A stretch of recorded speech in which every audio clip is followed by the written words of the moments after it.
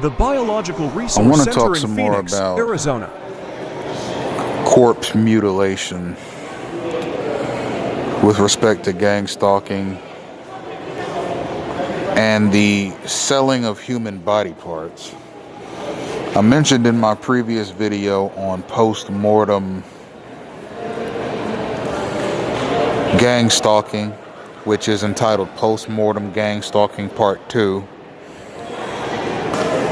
I asserted that targeted individuals' bodies are often targeted for mutilation and defiling practices after they pass away as a final insult to the targeted individual.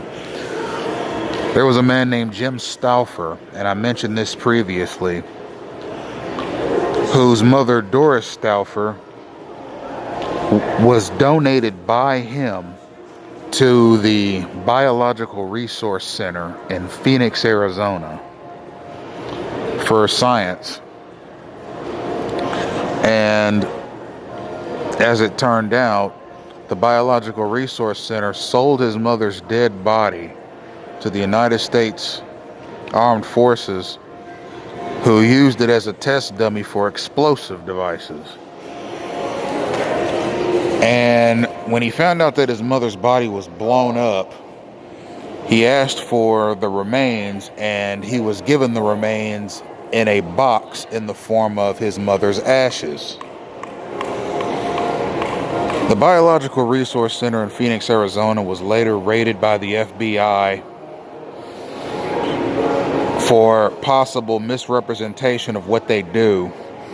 And the FBI representatives, the agents in charge of that investigation, saw that the Biological Resource Center was an organization that basically mutilated dead bodies and performed experiments on them.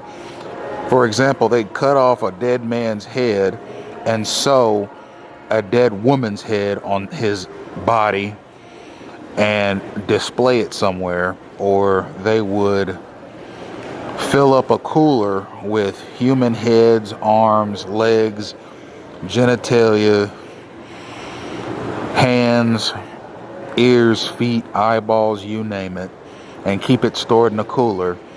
And what this business did, this company, is they would sell body parts to various other organizations, like the U.S. military or the human market in South Asia or places in Florida that purchase dead bodies for